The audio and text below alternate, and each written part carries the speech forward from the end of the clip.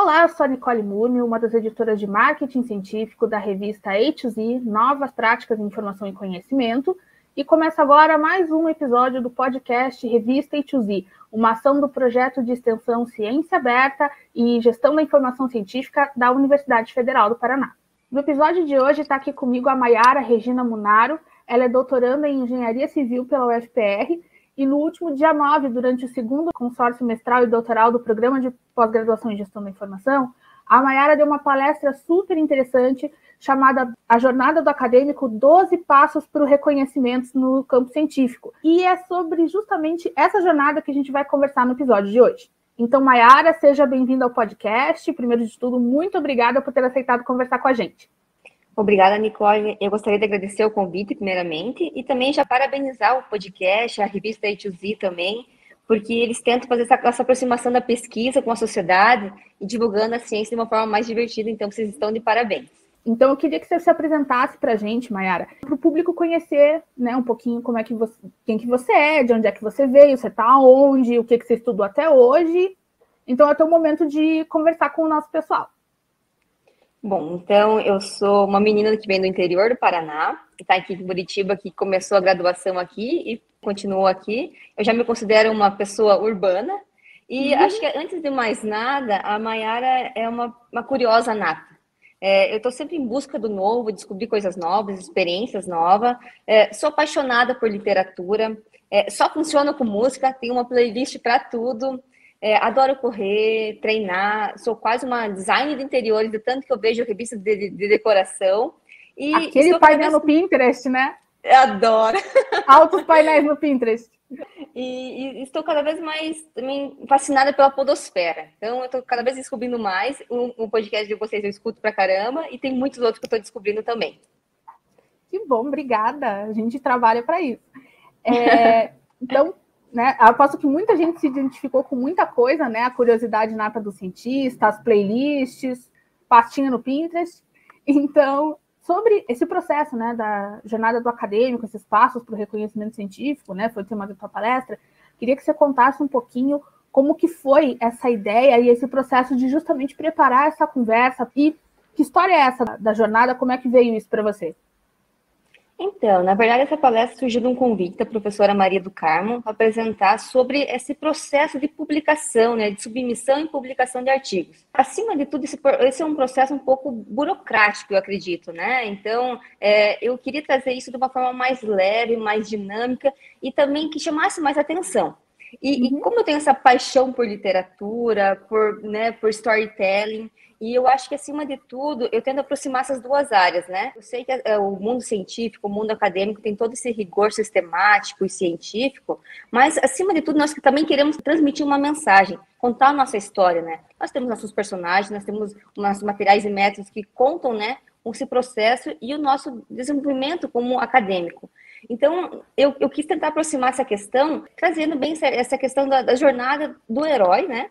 Que a gente conhece essa jornada de 12 passos através de vários contos e vários filmes, né, da DC Comics, da Marvel, enfim, nossos super-heróis que seguem bem certinho esse padrão. E eu quis mostrar que nós também, né, temos um processo, né, e esse processo pode ser similar à jornada do herói. E, antes de mais nada, também, um dos pontos que eu quis ressaltar com essa aproximação, né, entre a jornada do herói com o mundo científico, é mostrar que a gente faz ciência, e a ciência, às vezes, é um pouco subvalorizada, né, no nosso meio, né, no nosso país, principalmente, né, e, às vezes, as pessoas falam, mas você só estuda? Não, a gente, né, super desenvolve pesquisa, a gente divulga ciência, e é um trabalho como qualquer outro, às vezes muito mais rigoroso, né, que exige muito mais dedicação, muitas horas de estudo. Então, eu quis mostrar realmente que o pesquisador também é um herói. Então, trazer um pouco essa provocação, e daí surgiu essa questão, né, e deu muito certo, porque assim como o Jornada do Herói é um processo cíclico, nós como pesquisadores, desde o nosso desenvolvimento de pesquisa, né, estabelecer um problema, o desenvolver um método, começar a escrever o artigo, e o processo de submissão, também é um método cíclico, né? Então, eu acho que daí casou muito bem as ideias, e por isso surgiu essa questão da jornada do acadêmico e os 12 passos, né, para a publicação. Gente, ciência no Brasil é coisa de super-herói, hein? Então, já que a gente entrou nesse mérito dos 12 passos, quais são, não sei se você consegue resumir, quais são esses 12 passos para o reconhecimento, né? Esse ciclo que a gente passa toda vez que desenvolve um trabalho, desenvolve um artigo, e o que significa esse reconhecimento, né? Uma palavra forte, acho que tem vários sentidos dependendo da pessoa, então quais são os passos da jornada e o que é esse reconhecimento que a gente espera encontrar no final? É uma ótima questão, Nicole, porque antes de mais nada eu gostaria de esclarecer o que é um artigo científico, né? Porque às vezes as pessoas falam que um artigo é uma coisa inacessível para a sociedade comum, assim, mas não, porque nada mais é do que um relato da nossa pesquisa, né? De todo um trabalho que a gente desenvolveu durante meses ou até anos. E claro que ele tem uma estrutura que para ser aceito, né, com introdução, material, métodos, discussão e conclusão. Ele tem toda uma linguagem um pouco mais formal, mas não é para ser inacessível. Então, antes de mais nada, é isso. E essa parte, eu vou começar com o final da pergunta, falando sobre essa questão do reconhecimento científico, né? Todo pesquisador, ele quer que a sua pesquisa tenha relevância. Não que o objetivo do pesquisador seja a publicação científica. Não é essa a questão. Mas a ideia é que a publicação seja uma consequência de uma boa pesquisa, de um processo bem desenvolvido, de um método bem desenvolvido, de uma discussão bem elaborada, com relevância e atualidade. Então, esse reconhecimento vai chegar a partir do momento que eu faço uma pesquisa com qualidade e que essa pesquisa, então, ela vai ter relevância para o mundo científico, que é, digamos, essa publicação em periódicos, tanto nacionais quanto internacionais, que a ideia realmente é que ela dialogue, que ela amplie a discussão sobre o teu ponto, sobre a tua pesquisa. Eu acho que é isso o reconhecimento, né, realmente. Digamos, abrilhantar todo esse teu processo de pesquisa, que você fez um bom trabalho. Então, essa questão de reconhecimento, né, no meu ponto de vista. E, assim, porque a gente não faz pesquisa para publicar, a gente faz pesquisa para desenvolver, para ter relevância realmente. E sobre esses 12 passos, então, eu tentei me assimilar muito certinho sobre a jornada do herói. Então, começa assim, o primeiro passo, digamos, é o status quo, que é o pesquisador começando, né, se ambientando no seu mundo de pesquisa, sobre o seu tema, sobre os periódicos que publicam sobre esse tema. Daí o segundo passo é, digamos, a definição de um problema de pesquisa. O que nós tentamos resolver, né? Nós tentamos responder perguntas. E um bom pesquisador é aquele que faz boas perguntas. Então, essa, antes de mais nada, é essa questão. Daí, a partir do momento que você define um problema, o terceiro passo, começa a surgir essa insegurança inicial. Porque são muitas perguntas. Qual que é o método que eu vou abordar? Qual que é o tipo de revisão que eu vou ter? Se eu vou ter amostra, o tamanho da amostra, qual que é o tipo de amostra? Se eu vou precisar de comprometimento de ética, outras licenças? Eu vou precisar de laboratório ou não? Enfim, são muitas questões que, conforme a área do pesquisador e o problema, ele precisa definir, né? Então, a partir desse momento, então, o pesquisador meio que trava, né? Ele tem essa insegurança inicial para responder.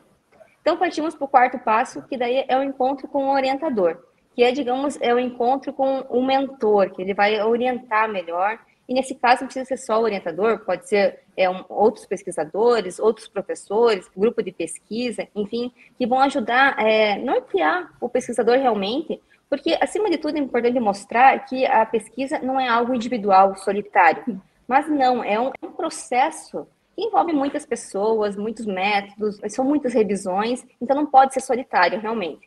Então, esse nosso herói pesquisador, ele precisa dessa ajudinha com o orientador ou com outros pesquisadores. A partir desse momento, então, vamos para o quinto passo, que é o comprometimento realmente com a pesquisa.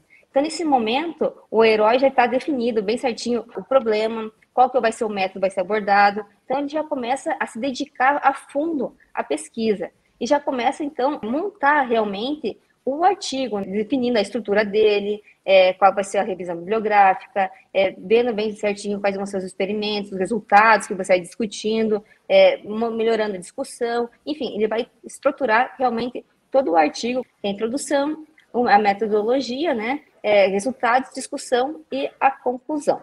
Então, o nosso herói já tem a primeira versão do artigo, né? Mais ou menos isso.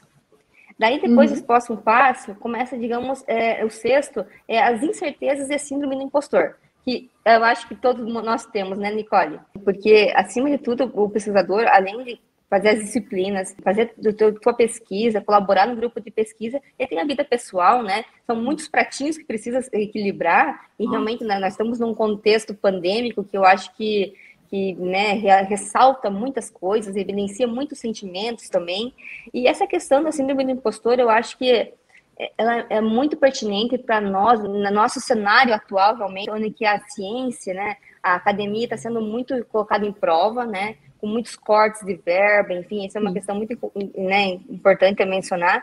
E também, às vezes, nós temos essa questão que parece que o pesquisador brasileiro é inferior ao pesquisador internacional. A gente tem toda essa questão, né? E não, né? Isso, de forma alguma, isso, e a gente pode mostrar que a gente faz pesquisa tão boa quanto lá fora, com bem menos recursos. Então, essa é a nossa realidade, mas é um processo realmente, né? Porque acho que todo mundo passa por isso, e o pesquisador passa por isso muitas vezes, assim, até porque é complexo, né? São muitos passos, né? Para a escrita, para o desenvolvimento, são muitas incertezas realmente. Sim. E também nós temos que mostrar, também falar que fazer pesquisa é tentar descobrir algo novo, né? Então, tem muitas incertezas nesse processo. Tem que ter calma, tem que ter paciência, eu acho que essa é a questão, né? E não é nesse momento que você pode jogar o balde com o bebê junto, né? Então, tem que ter paciência realmente e faz parte. Eu sei que a gente ainda está só na metade da jornada, mas acho que esse meio, que eu acho que talvez seja o ponto mais crítico do ciclo, é bom a gente enfatizar, porque, como você falou, a gente aqui no Brasil, a gente ainda tem várias circunstâncias específicas que parece que meio que jogam contra, né? Então, quando, de repente, o sistema político, a sociedade, as próprias circunstâncias questionam ou então diminuem a ciência e o fazer científico, é muito mais fácil. Parece que esse abalo que a gente sente, às vezes dentro da gente, essa sensação de impostor é muito maior, porque parece que o ambiente reforça isso. Como a gente está falando aqui muitas vezes para jovens pesquisadores, então doutorandos como nós duas, mestrandos, ou então que já se formaram e estão caminhando em direção ao reconhecimento, a terem um corpo de trabalho, enfim, um currículo mais extenso, acho que é importante a gente oferecer esse insight sobre essas circunstâncias, sobre esse momento atual, enfim, desmistificar um pouco essa questão de que é normal, às vezes, se sentir inadequado. Não é bom, mas é normal, e que muitas vezes são vários fatores, não é você que, de repente, está errado ou não é suficiente, é um todo, é uma coisa muito maior que, como é da jornada do herói, é preciso superar, né? É importante ressaltar, né, Nicole, que às vezes a gente pensa que estão julgando a nós mesmos, né? Mas não, eles estão julgando o nosso trabalho. Não é nós que estamos à prova também, né? E às vezes essa diferenciação é tão sutil que a gente leva tudo às vezes pro lado pessoal. Nossa, eu que não fiz certo, eu que não estou no caminho certo, enfim. Mas não, às vezes é um trabalho teu que não foi bem escrito, que às vezes não foi escolhido no periódico correto, que ele não foi aceito, enfim. Mas não é nada pessoal, não é da tua capacidade que eles estão julgando. É sobre um trabalho teu, e vão ter vários outros, né? Então, é uma coisa que eu tenho que falar, que jamais menospreze o trabalho, né, no nosso trabalho, não menospreze realmente, porque não tem essa, né? Então, eu acho que tem que continuar realmente, e que a escrita realmente é preciso ser compreendido como um processo não linear.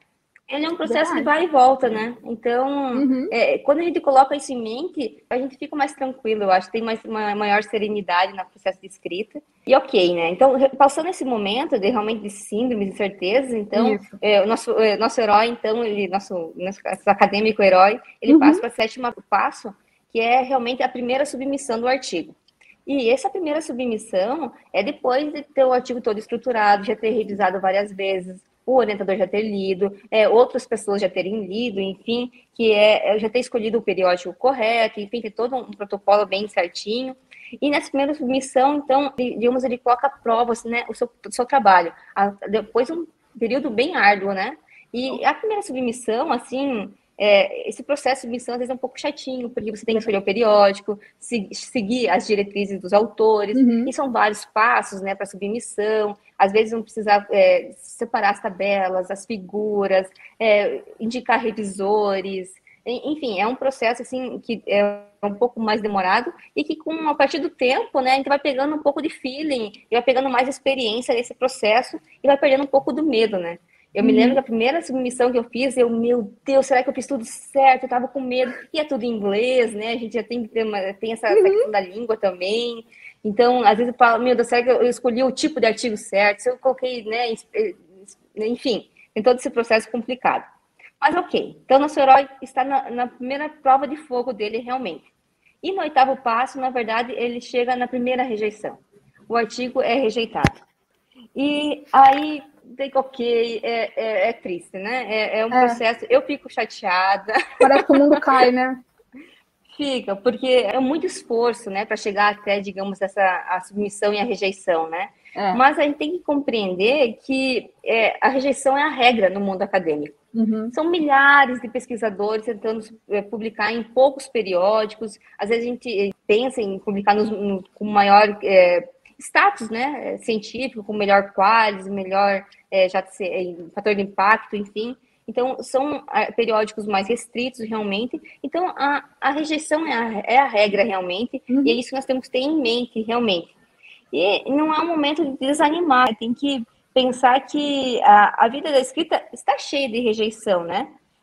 E a única diferença entre autores muito publicados e autores não publicados é a persistência e não o merecimento. É isso que eu gosto de ressaltar sempre. Muito importante. Gente, escrevam isso que a Mayara falou, colhem na porta da geladeira, colhem no espelho do banheiro, porque, olha, essa é importante. E é interessante você colocar a coisa nesses termos, porque o podcast é vinculado ao periódico da A2Z, né? A gente também percebe, às vezes, a gente está um pouco do outro lado desse processo. Então, para quem não sabe, por exemplo, eu sou revisora de texto. Então, eu recebo os artigos para revisar a escrita. A gente vê exatamente isso que você falou, aquela dedicação, o quanto as pessoas colocam delas mesmas naquele trabalho. E então, a gente entende realmente como pode ser dolorida essa questão da rejeição. Mas é como você falou, é importante entender que não é pessoal, apesar de você ter colocado muito de você mesmo no seu trabalho. E é legal mencionar, né, Nicole, que é um processo que faz parte, realmente. É impossível você escrever um artigo e já ser aceito de primeira. Se acontecer isso, ótimo, mas não vai acontecer sempre. Então, em algum momento da tua jornada, vai ter uma, duas, três, inúmeras rejeições. É um processo que faz parte, realmente. E é onde eu acho que a gente ganha resiliência, né? E maturidade como pesquisador, né? Sim. Porque é importante enfatizar, porque o teu trabalho está sendo, digamos, avaliado nesse processo de submissão, ele está sendo avaliado por pares. E são pares que conhecem do teu assunto, que conhecem do teu tema, que conhecem a relevância do teu assunto. Então, se eles, os outros, os terceiros, rejeitar o trabalho, é porque está faltando alguma coisinha. Às vezes é um detalhe, às vezes não está mal escrito, às vezes a discussão não está bem explorada, às vezes a conclusão não chegou a um ponto, né? Então, às vezes falta pouco realmente para ele ser aceito. E é importante esse feedback, então, dos revisores, do editor, para o escritor, assim, para nós como pesquisadores, assimilarmos essa rejeição como um processo de melhoria contínua. A escrita é isso, é uma reescrita, né? Verdade. Sempre, e sempre. É isso mesmo. Até porque você nunca termina um artigo, né? Toda vez que você termina, você tem sempre alguma correção para fazer. Alguma coisa da gramática ou alguma ideia que você muda, porque eu gosto de refletir que a escrita é um processo, é uma forma de pensar. E nós estamos sempre mudando. Eu gosto de pensar, um artigo que eu publiquei ano passado, eu olhando ele hoje, eu faria diferente, porque eu já estou com outra cabeça. E é legal mencionar também, Nicole, que a rejeição, às vezes, são 3 grandes motivos. Às vezes é o formato, né, do artigo, se você não seguiu as diretrizes, né, do periódico, isso é importante. Se eles falam que tem que ser 8.000 palavras, são 8.000 palavras, já não força essa questão, né? Essa questão também do escopo e do público do periódico, e também essa questão da relevância, né? Se realmente tem relevância o teu artigo. E eu acho que também é uma questão que não existe artigo relevante per se, né, em si. A relevância tem muito a ver, então, essa questão com o público que você pretende atingir, se os autores com os quais você está debatendo, e se a bibliografia específica serve de base comum para a discussão, né, entre você e o mundo lá fora. Então, isso é muito importante. E toda vez que você também recebe uma rejeição, tem muitos comentários dos revisores, dos editores, que vão, às vezes, até aprimorar muito mais o seu trabalho. É muito importante. Eu acho que nós temos que valorizar muito esse trabalho dos revisores. Eles estão gastando o tempo deles, não é gastando, mas enfim, eles reservam esse tempo deles, muitas vezes não são pagos para isso, né? E eles tentam contribuir, às vezes, de forma absurda, assim, eles leem todo o artigo, às vezes, claro, nós temos essa dificuldade de escrever em inglês, eles têm a paciência de ler com um inglês, assim, não tão correto, tão redondinho, eles sugerem muitas ideias, então eu acho que nós temos que pensar de forma mais positiva nessa questão da rejeição, não de uma forma tão triste, assim, tão pesada. Gente, pensem no revisor número 2, no parecerista número 2, como o vingador da Caverna do Dragão. Ele parece um vilão, mas no fundo ele quer o seu bem. Vamos continuar então? A gente já está chegando no finalzinho do nosso percurso. Então vamos lá. Então, depois dessa primeira grande derrota, então, do nosso herói, é o momento então do nono passo. São reflexões e um novo fôlego. É o momento de refletir aonde você errou, aonde você precisa melhorar, anotar os feedbacks dos editores, tentar absorver toda essa fase, dar um tempo. Eu sempre, quando recebo uma rejeição, eu fico chateada de primeira, claro, sou humana, mas assim, eu deixo uma semana, 2, baixar um pouco a poeira, daí eu releio o artigo, releio os comentários, daí eu começo a ver realmente a mudança vai ser necessária, eu absorvo tudo isso, mudo o que preciso, reescrevo grandes partes do artigo, às vezes, e a partir desse momento, a gente resubmete o artigo realmente, né? Então, faz parte do processo. Então, a partir dessa reflexão, a gente vai para o 10º passo, que é a reescrita do artigo. É o caminho de volta, praticamente, do nosso herói, né? Mais resiliente, mais preparado e com um artigo, às vezes, de mais relevância e de mais peso para alcançar esse reconhecimento.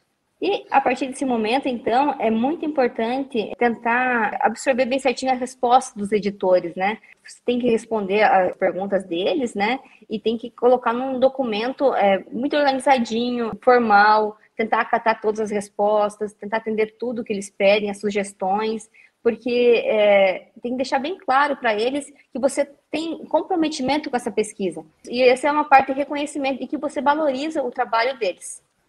Então, a partir desse momento, então, depois disso, que você reescreve esse artigo, então, é o 11º passo, que é a nova resubmissão, né? Que aqui eu acho que é o ponto alto da história do nosso herói. Para ele realmente ver se toda essa questão, todo esse processo, todo esse feedback que ele recebeu, ele vai ter esse reconhecimento, ele vai ter um retorno sobre isso. E eu gosto de sempre deixar claro, assim, algumas dicas importantes, assim, fazer uma cover letter importante, né, para os editores, né, e eu acho que é fundamental a escolha do periódico, é fundamental. E uma coisa que eu quero mencionar até, Nicole, não existe regra nesse processo, né, da jornada do acadêmico. Tem pessoas que falam que, eu escrevo já pensando num periódico. Eu nunca fiz isso. Eu penso primeiro em escrever um bom artigo, fazer uma boa pesquisa. A partir do momento que eu tenho um artigo finalizado, que eu acho que ele está coerente, que ele está bom, daí que eu penso num periódico, o que vai conversar, dialogar melhor com o meu artigo. Eu acho isso importante porque o nosso objetivo não é a publicação, é a boa pesquisa. Ponto. Sim, né? Até porque o bom conteúdo, uma vez que você adapta para a forma do periódico, acho que é a parte mais importante do artigo rumo ao último passo, que eu imagino que seja o aceite, né? Aquele tão esperado aceite, né? Falando nisso, então, chegamos ao 12º passo, que é realmente o artigo aceito, né? Que é o retorno com o elixir do herói, que é realmente o momento do reconhecimento, né, efetivo do nosso herói, né? Que simboliza, então, digamos, o sucesso, essa conquista e também a mudança, né? Essa mudança de ser um pesquisador mais resiliente, mais maduro, né? Realmente, né? E eu acho que toda essa reflexão da jornada, eu acho que é interessante, ela fica um pouco divertida até, né, para mostrar, um pouco cômica até, inclusive, mas é que não se trata apenas de escrever, né, mas de saber como publicar também, né. A escrita, como vocês bem sabem, né, Nicole, não é algo natural nosso. É um processo, né? A gente tem que desenvolver com o tempo. E não é perfeição. Publicação não é perfeição, né? As pesquisas publicadas são excelentes. Não. Tem muita pesquisa publicada que tu fala, poxa, a minha melhor não está sendo publicada, né? Vai muito da escolha, do momento, da época, da relevância do assunto. Enfim, pesquisa é um método, né? É um método, é um conjunto de rigor sistemático, científico, é um caminho para você chegar a um determinado fim. Então, acima de tudo é isso, né? Não é, eu não faço pesquisa para desenvolver um novo carro, ou um novo app, um novo software, não. Isso são artefatos tecnológicos.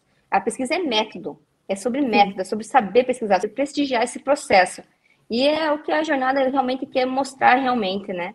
E que também é uma questão que é apenas na perseverança, né? Nessa continuação que você se torna um pesquisador, você desenvolve as melhores habilidades para a escrita e para a leitura também científica. É um percurso longo, como a gente está conversando até agora sobre isso, mas acho que no final é muito gratificante. Acho que a sensação de ter o artigo publicado, vem o reconhecimento imediato, aquela sensação de vitória, mas acho que mais importante que isso é que a gente fez a nossa contribuição e vai continuar fazendo a nossa contribuição no sentido de adicionar um pedacinho, um tijolinho, enfim, para esse contínuo que é a ciência no nosso campo, a ciência de forma geral. Eu acho que, no fim das contas, é isso que a gente aspira a conseguir, é deixar as nossas pequenas contribuições ao longo do nosso caminho, ao longo da nossa carreira. É fundamental isso, Nicole, porque eu sempre falo, eu faço ciência, né? Eu acho isso fundamental, eu acho isso tão importante, tão brilhante, isso tão maravilhoso. E eu gosto de divulgar realmente artigos que eu acho interessante, não só da minha área, como de outros, para mostrar o brilhantismo realmente dos cientistas, que às vezes não tem essa aproximação com a sociedade, não tem, digamos, esse aceite às vezes, tirar realmente o cientista do pedestal e mostrar realmente que as pesquisas são maravilhosas, né? E eu já escutei muitas vezes, né, que nós como doutorandas, né, já escutamos vezes, mas vocês pesquisam as coisas muito, muito específicas, que não vai ter atuação no mercado, que não vai ter, mas não, né? Porque é muito importante essa ciência de base, essa ciência no início, para desenvolver coisas depois mais aplicadas, né? Com certeza, se nós não tivéssemos uma ciência de base bem desenvolvida, nós não teríamos desenvolvido a vacina do Covid em menos de um ano. Exatamente. Então, tem que valorizar muito essa questão do processo científico e das pesquisas acadêmicas. Como você falou, ciência é maravilhoso, gente. Você, jovem pesquisador, ou até pesquisador maduro, que já tem reconhecimento para nessa mais tempo, não esqueça, ciência é um negócio maravilhoso.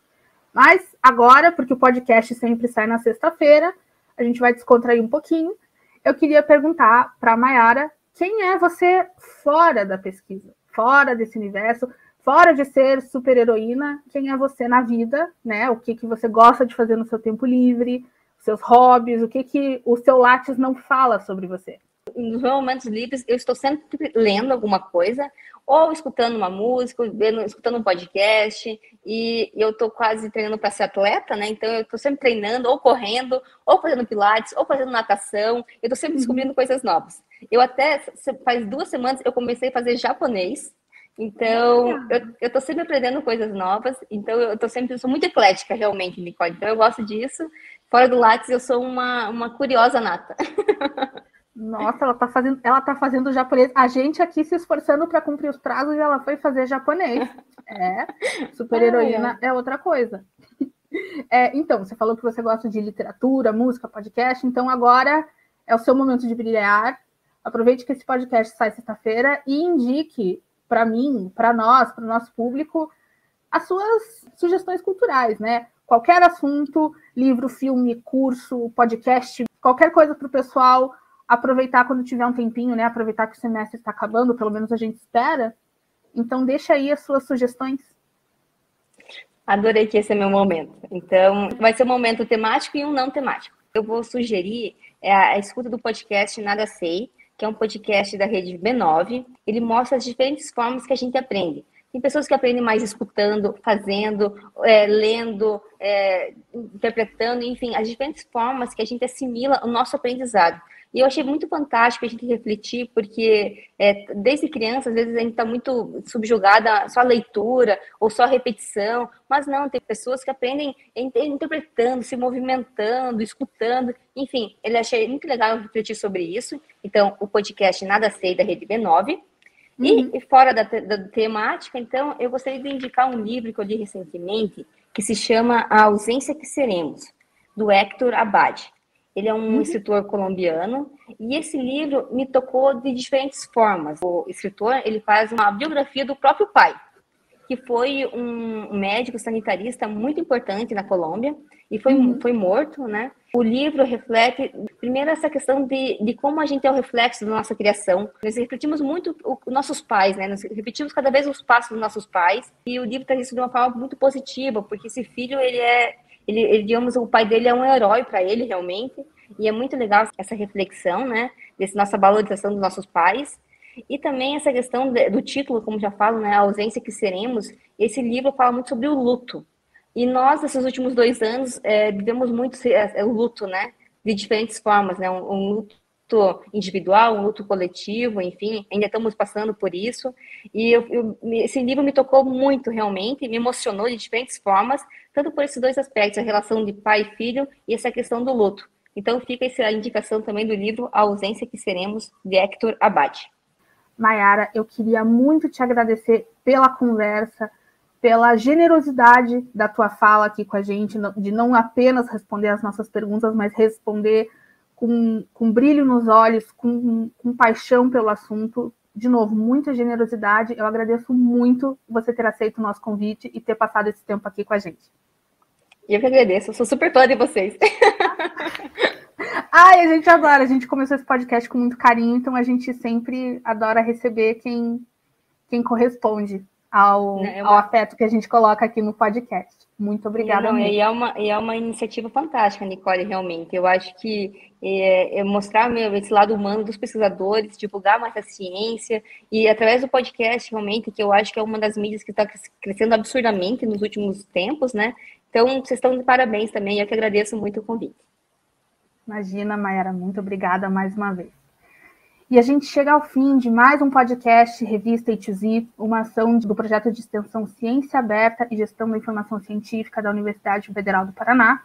Na descrição estão os contatos da Mayara, o link para assistir na íntegra a palestra que ela deu no nosso 2º consórcio mestral e doutoral do Programa de Pós-Graduação em Gestão da Informação. E na descrição do episódio também estão os links para você acessar a nossa revista A2Z, o periódico científico interdisciplinar do PPGGI da Universidade Federal do Paraná.